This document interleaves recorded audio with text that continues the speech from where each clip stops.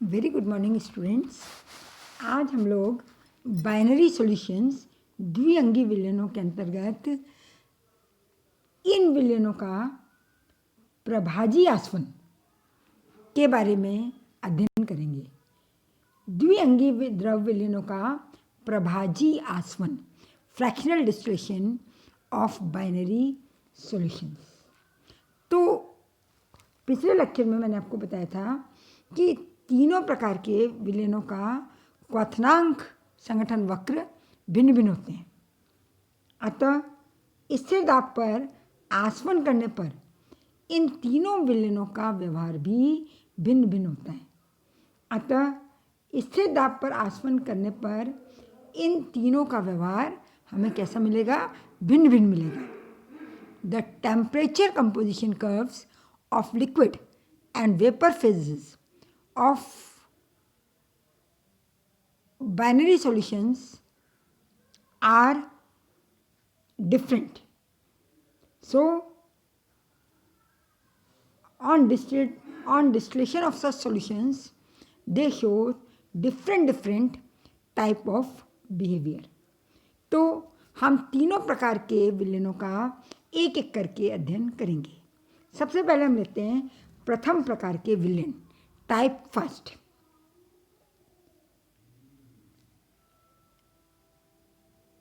The temperature composition curves of liquid and vapour phases of this type of binary solutions are represented in figure. नीचे आपको figure में दिखाई दे रहा है। अब हमने क्या माना कि एक विलयन है जिसका संगठन एक्स से आपको दिखाई दे रहा है, एक्स कंपोजिशन का सॉल्यूशन है।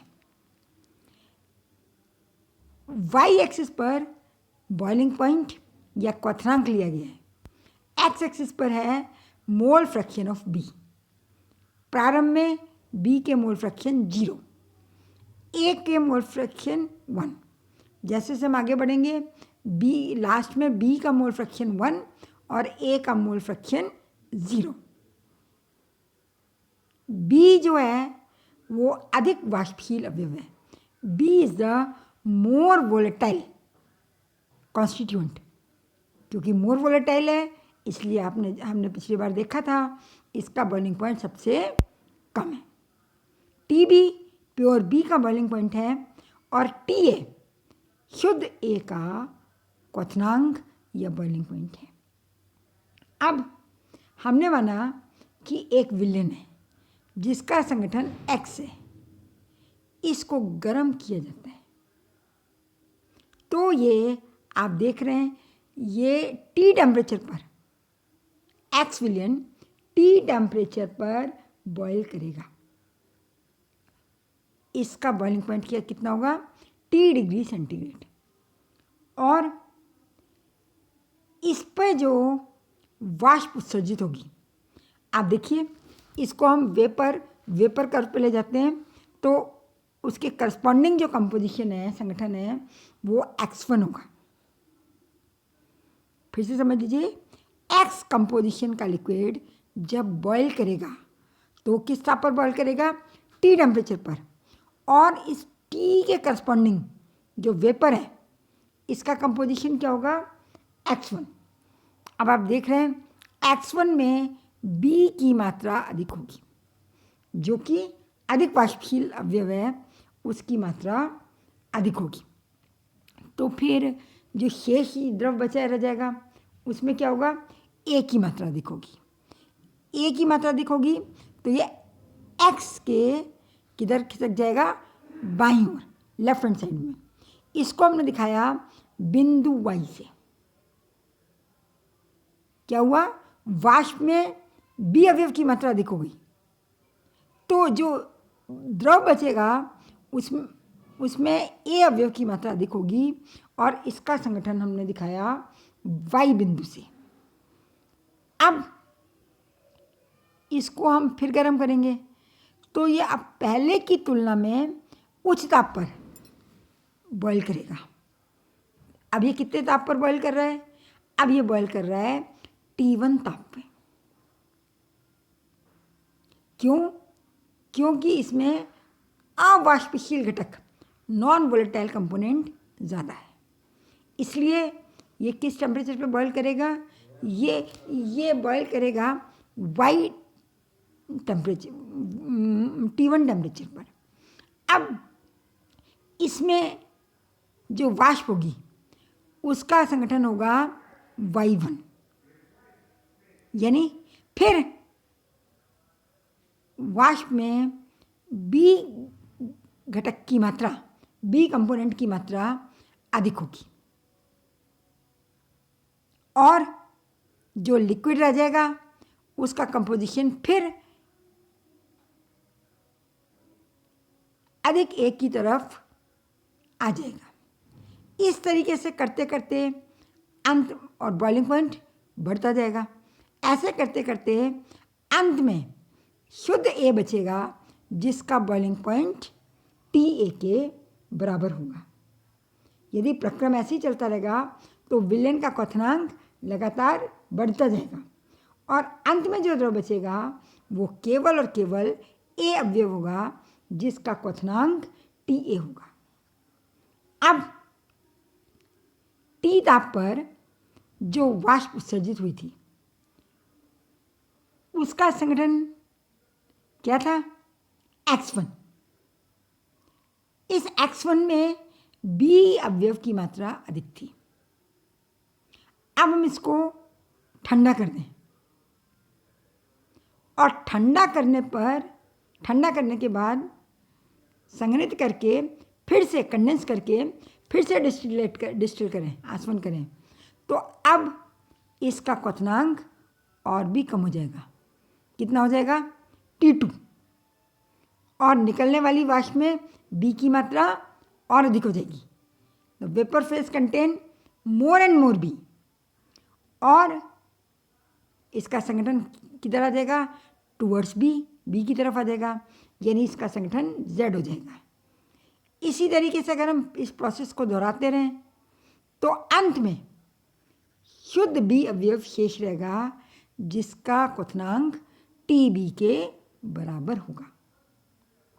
तो इस तरीके से हमने क्या देखा कि प्रभाजी आसवन करने से दोनों द्रव एक दूसरे से पृथक हो सकते हैं।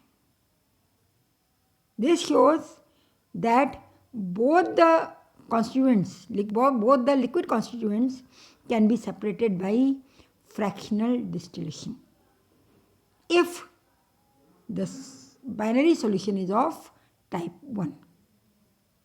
अगर प्रथम प्रकार के द्विअंगी द्रव विलयन है तो दोनों द्रव अवयवों को हम प्रभाजी आसवन के द्वारा पृथक कर सकते हैं। वेपर फेज में हमें अधिक वाष्पशील घटक मिलेगा, मोर वोलेटाइल कंपोनेंट मिलेगा, जिसको ठंडा करके दोबारा डिस्टिलेशन करने से B अवयव की मात्रा बढ़ती जाएगी और अंत में शुद्ध B प्राप्त हो जाएगा। इस तरीके से हम A और B द्रवों को पृथक कर सकते हैं। ये था हमारा प्रथम प्रकार के विलयन। फ्रैक्शनल डिस्टिलेशन या प्रभाजी आसवन करने के लिए हमें प्रभाजक स्तंभ, फ्रैक्शनेटिंग कॉलम का प्रयोग करना पड़ता है। फ्रैक्शनेटिंग कॉलम में जगह जगह पर रुकावटें होने के कारण जब वाष्प इसमें से गुजरती है तो ठंडी हो जाती है और जो अधिक वाष्पशील है वो वेपर फॉर्म में निकल जाता है और कम वाष्पशील less volatile component liquid form में वापस आ जाता है। अब हम बात करते हैं सेकंड टाइप, द्वितीय प्रकार के विलयनों के लिए। दूसरे प्रकार के विलयनों के लिए जो क्वथनांक संगठन वक्र है, बॉइलिंग पॉइंट कंपोजिशन वक्र कर्व, वो हमने आपको यहाँ फिगर में दिखाया है। इस प्रकार के विलयन कैसे होते हैं ये वो विलेन है जिनमें वाष्प दाब पहले बढ़ता है, अधिकतम हो जाता है और फिर कम हो जाता है। तो बॉइलिंग पॉइंट पहले कम होगा, मिनिमम होगा और उसके बाद फिर बढ़ेगा। जो न्यूनतम बिंदु है उसको हमने बिंदु सी से दिखाया है। बिंदु सी पर आप क्या देख रहे हैं कि द्रव अवस्था और वाष्प अवस्था का संगठन एक समान हो जाता है। जैसे बिंदु सी पर क्या है कि वाष्प और द्रव प्रावस्थाओं का संगठन एक समान है।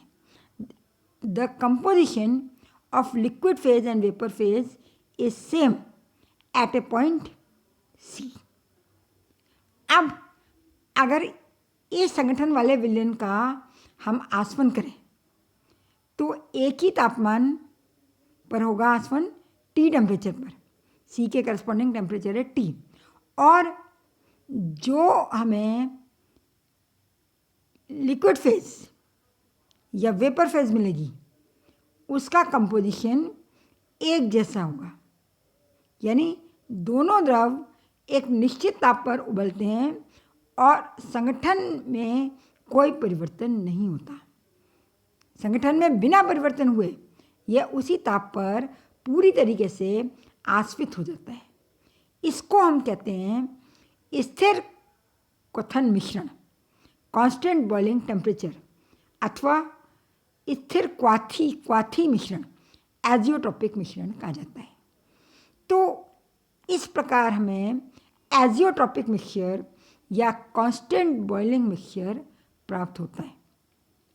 एक बार फिर समझ लीजिए, सी बिंदु पर क्या हो रहा है कि पूरा का पूरा द्रव स्थिर ताप पर उबल रहा है तथा संगठन परिवर्तन के बिना उसी ताप पर पूर्ण रूप से आश्वित हो जाता है, डिस्टिल हो जाता है। इसलिए इस मिश्रण को हम कहते हैं स्थिर क्वथन मिश्रण, स्थिर क्वाथी मिश्रण या कांस्टेंट बॉइलिंग मिक्सचर और azeotropic mixture. The most common word is azeotropic mixture. अब जैसे हमने माना कि कोई विलयन है जिसका संगठन एक्स बिंदु के अनुरूप है। अब the composition is corresponding to X point. अब विलयन के आसवन जब हम करेंगे तो जो लिक्विड होगा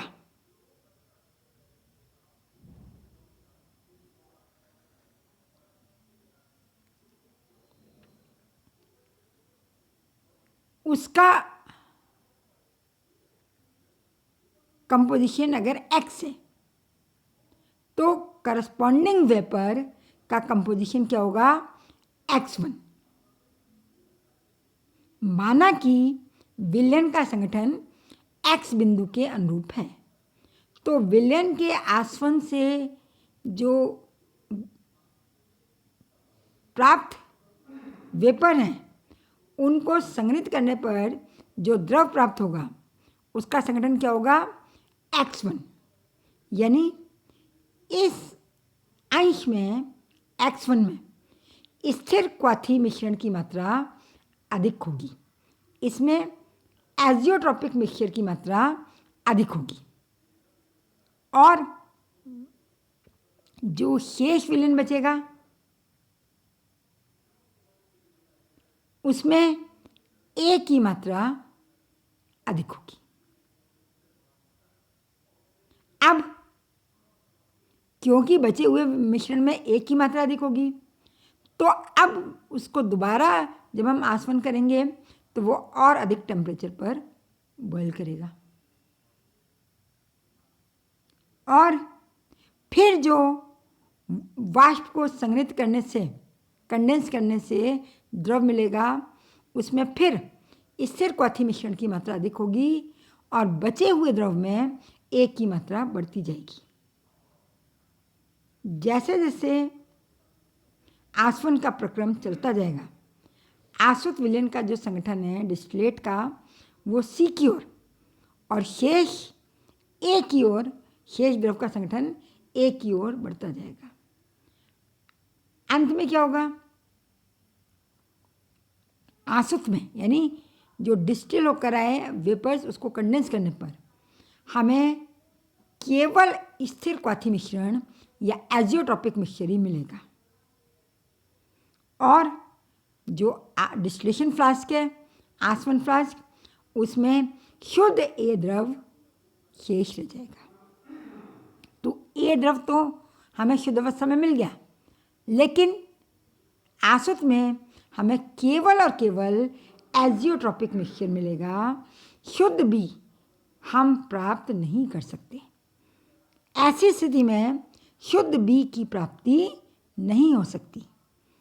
Under this condition, pure B cannot be obtained.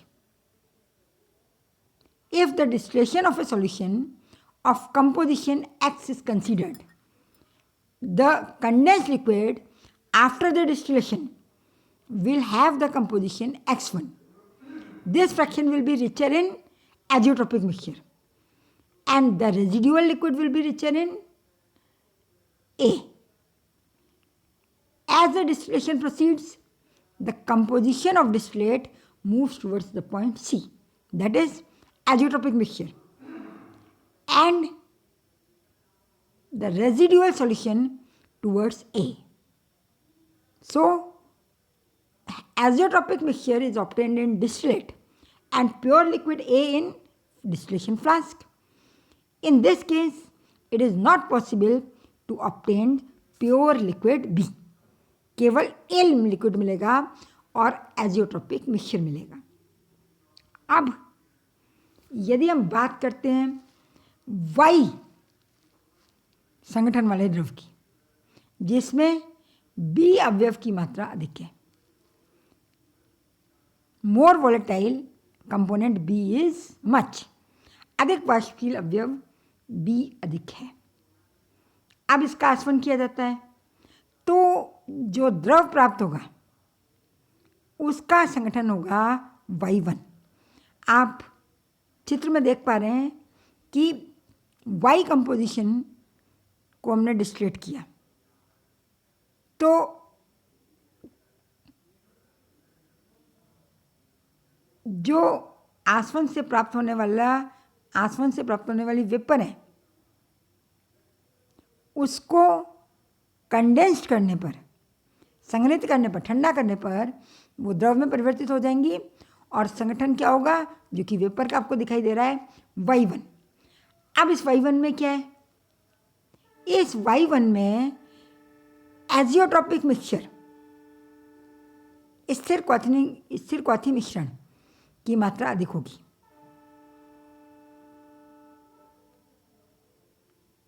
और जो अवशेष विलयन बचा उसमें अपने आप बी की मात्रा अधिक हो जाएगी। जैसे जैसे आसवन करते जाएंगे वैसे वैसे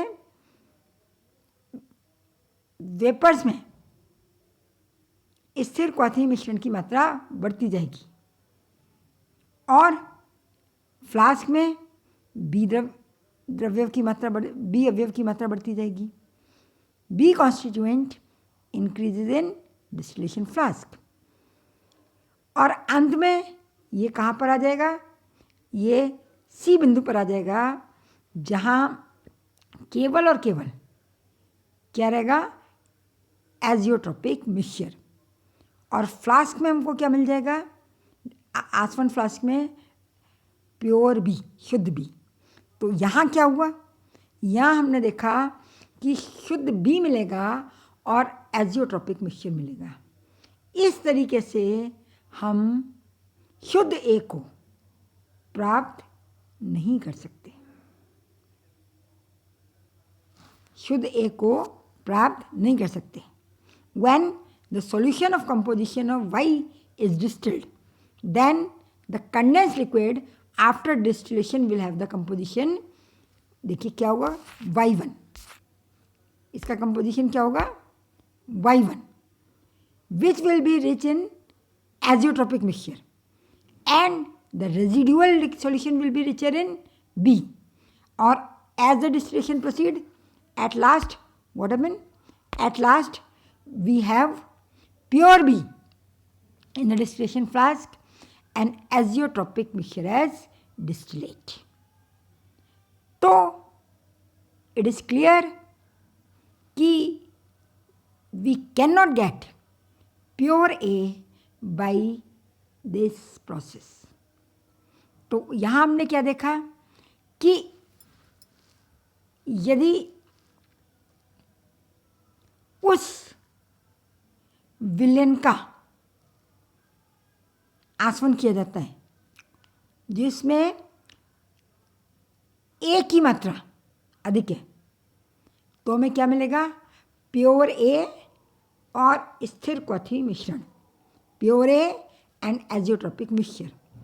और यदि उस संगठन वाले विलेन का आसवन किया जाता है, प्रभादी आसवन किया जाता है जिसमें बी की मात्रा अधिक है, तो हमें शुद्ध बी और स्थिर क्वाथी मिश्रण मिलेगा।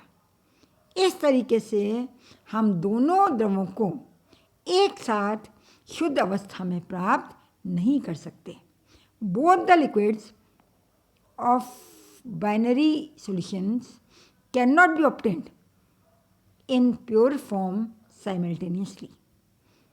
अब इसके एग्जाम्पल हैं जल और इथेनॉल, वाटर एंड इथेनॉल।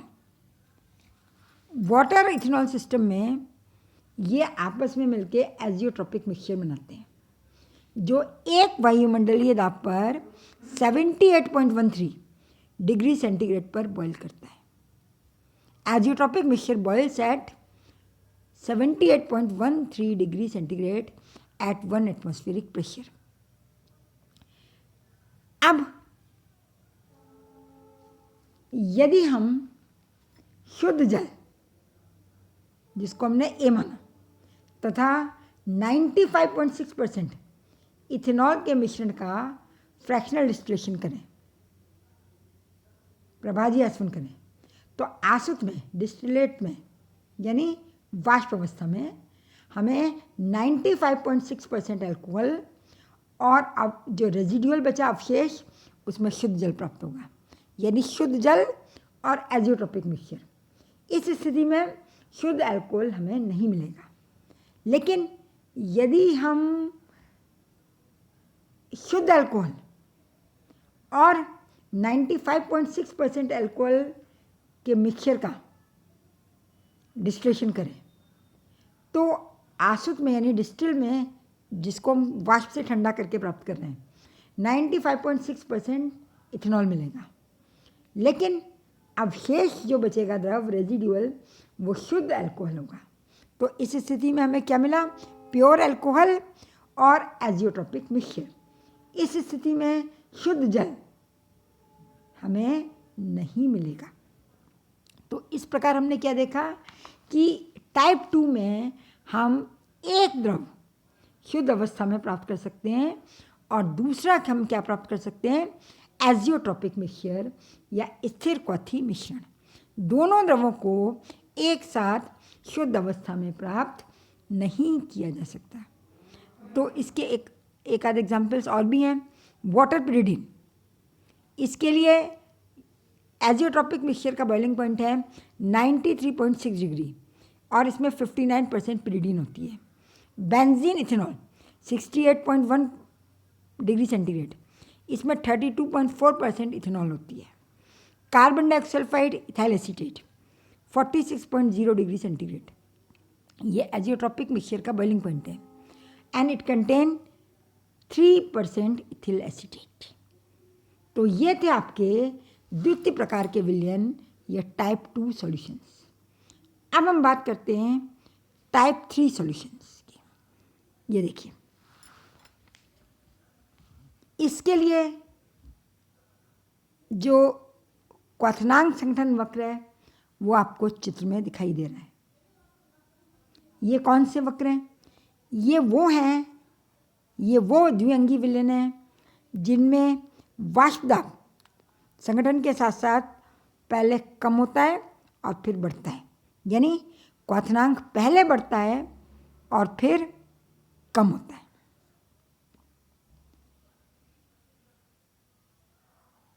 तो चित्र के अनुसार आप देख रहे हैं कि विलयन की वाष्प अवस्था तथा द्रव अवस्था के क्वथनांक संगठन वक्र एक उच्चतम बिंदु पर मिलते हैं, डी पर। अभी हमने क्या देखा था कि निम्नतम बिंदु पर मिलते थे, यहाँ उच्चतम बिंदु पर मिलते हैं। अब ये बिंदु कैसा है? ये वही बिंदु है जहाँ द्रव और वाष्प का संगठन एक समान होता है। अतः इस बिंदु को हम क्या कहेंगे? इस बिंदु पर जो संगठन होगा वो क्या कहलाएगा? स्थिर क्वथी संगठन या एजियोट्रोपिक कंपोजिशन।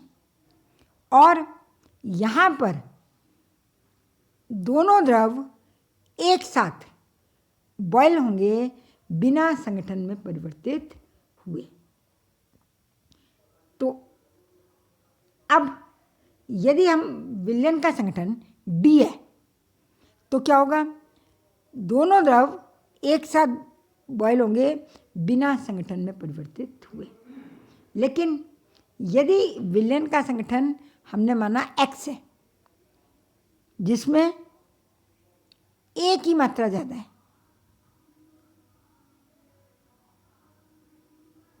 ए क्या है? अधिक बॉइलिंग पॉइंट वाला अवयव, यानी कम वाष्पशील अवयव, लेस वोलेटाइल कंपोनेंट।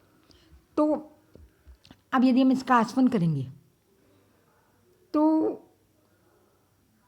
जो वेपर आएंगी उनको कंडेंस्ड करने पर, उनको संघनित करने पर जो संगठन मिलेगा हमें वो क्या होगा? X1। इसमें A की मात्रा अधिक होगी और जो अवशेष द्रव बचेगा डेफिनेटली उसमें Y की मात्रा उसमें स्थिर क्वथी मिश्रण की मात्रा अधिक होगी।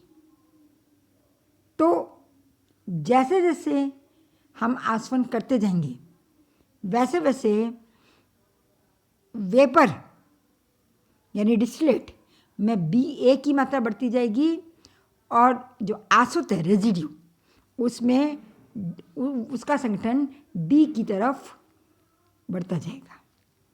और अंत में क्या होगा?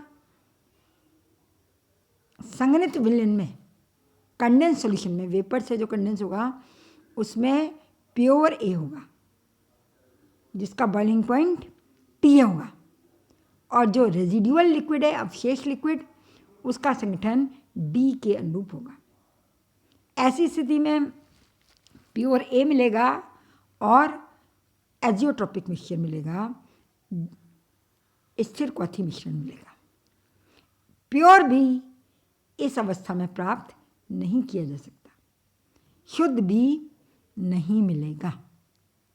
If the composition of the solution is according to X, then on distillation the condensed solution obtained will have the composition X1 which is richer in A, जिसमें A ज़्यादा होगा। So the residue will be richer with azeotropic mixture. As the distillation proceeds, the condensed solution will become increasingly rich in A and the residual solution will move towards the D. And finally, we obtained pure A in distillate and residue and azeotropic mixture in residue. In this case, it is not possible to obtain pure liquid B. Pure liquid B इसमें नहीं मिलेगा। अब यदि हम बात करें उस विलयन की जिसका संगठन Y है, यानी जिसमें B अवयव की मात्रा अधिक है, तो मिश्रण के आसवन से प्राप्त होने वाले विलयन का संगठन होगा Y1। आप देख रहे हैं वेपर फेज में कहाँ जाएगा संगठन, कंपोजिशन Y1। इसको ठंडा करने पर जो द्रव मिलेगा उसका संगठन होगा Y1, जिसमें B अवयव की मात्रा अधिक होगी और जो रेजिडुअल बचेगा उसमें क्या होगा, एजियोट्रॉपिक मिश्रण की मात्रा अधिक होगी। जैसे जैसे हम आसवन करते जाएंगे वैसे वैसे कंडेंस्ड विलयन में संघनित वेपर से संघनित करने पर जो विलयन मिलेगा उसमें बी की मात्रा बढ़ती जाएगी और रेजिडुअल अवशेष द्रव में एजियोट्रॉपिक मिक्सचर की मात्रा बढ़ती जाएगी। अंत में क्या होगा, शुद्ध बी फ्लास्क में, शुद्ध बी डिस्टिलेट में और स्थिर क्वाथी मिश्रण फ्लास्क में रह जाएगा। लेकिन इस स्थिति में शुद्ध ए की प्राप्ति नहीं हो सकती, शुद्ध ए की प्राप्ति नहीं हो सकती। If the composition of a solution is Y, then the composition of the solution obtained from the distillation of mixture will be Y1। देखिए, will be Y1। It will be richer in liquid B। On continuing distillation, the condensed solution will become more and more rich in B and the residual solution will become richer in azeotropic mixture in flask. At last, in flask, we have only a azeotropic mixture and pure B is obtained in distillate. In this case, it is not possible to obtain pure A। इस case में pure ए की प्राप्ति नहीं हो सकती।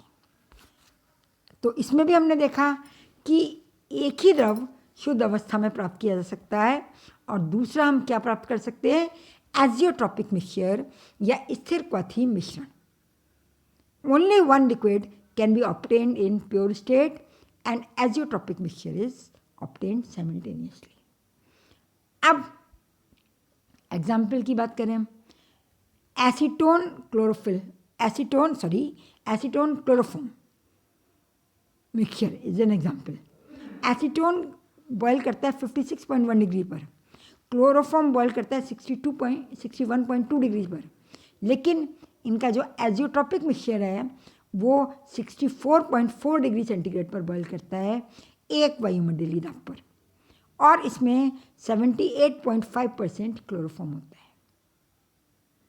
इसका अगर हम फ्रैक्शनल डिस्टिलेशन करें तो यदि हम शुद्ध क्लोरोफॉर्म और मिक्सचर लें, क्लोरोफॉर्म और एसीटोन का, तो हमें शुद्ध क्लोरोफॉर्म मिलेगी आसवन में, आसुत में, डिस्टिलेट में, और रेजिडुअल में, अवशेष में हमको मिलेगा स्थिर क्वाथी मिश्रण जिसमें 78.5% क्लोरोफॉर्म होगी। शुद्ध एसीटोन हमें नहीं मिलेगा।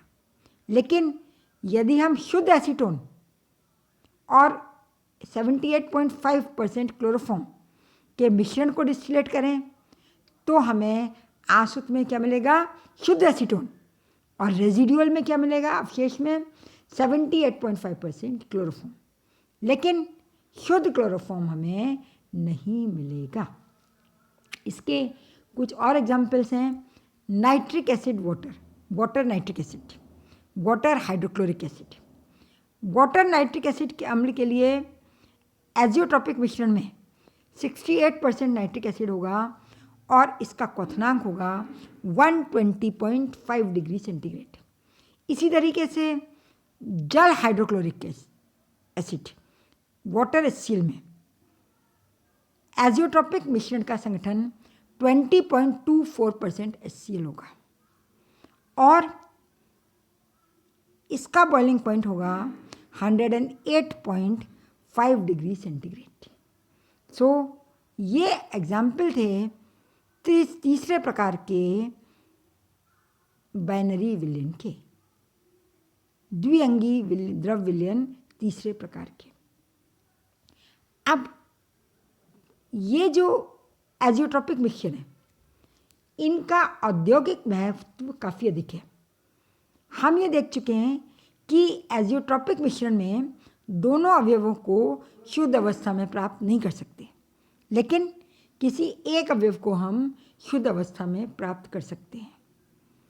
इस कारण आजकल जो इम्पोर्टेंट ऑर्गेनिक कंपाउंड होते हैं उनको शुद्ध अवस्था में प्राप्त करने के लिए इस विधि का उपयोग करते हैं। देखिए कैसे। हमने ये देखा कि जल और इथेनॉल आपस में मिलकर एजियोट्रॉपिक मिक्सचर बनाते हैं।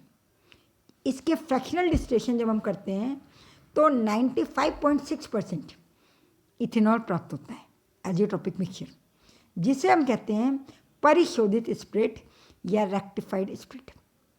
अब परिशुद्ध अल्कोहल को प्राप्त करने के लिए क्या करते हैं, ये जो रेक्टिफाइड स्पिरिट है जिसमें 95.6% इथेनॉल है, उसको बेंजीन की अधिक मात्रा के साथ मिलाकर प्रभाजी आसवन कर लेते हैं। दोबारा तो क्या होता है, सबसे पहले 64.8 डिग्री सेंटीग्रेड पर एक त्रिअंगी यानी टर्नरी मिश्रण प्राप्त होता है, जिसमें क्या क्या होते हैं, जल, इथेनॉल और बेंजीन। इनका रेशियो होता है 18.5:7.4:74.1, यानी जल 18.5, इथेनॉल 7.5 और बेंजीन 74.1।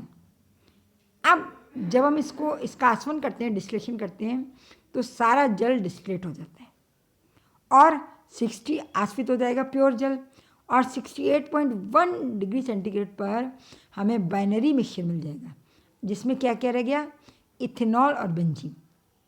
ये किस रेशो में आ जाएंगे अब, ये 32.4 इथेनॉल और 67.6 बेंजीन के अनुपात में हो जाएगा। अब इसका दोबारा आसवन करेंगे तो सारी की सारी बेंजीन जो है वो आश्वित हो जाएगी और लास्ट में परिशुद्ध अल्कोहल आश्वित होगा, जो किस टेम्परेचर पर होगा, 78.1 डिग्री सेंटीग्रेड पर।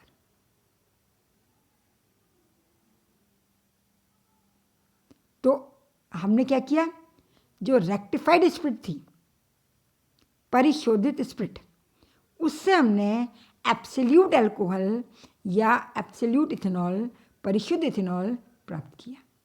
तो ये इसका औद्योगिक महत्व है या इंडस्ट्रियल एप्लीकेशन है।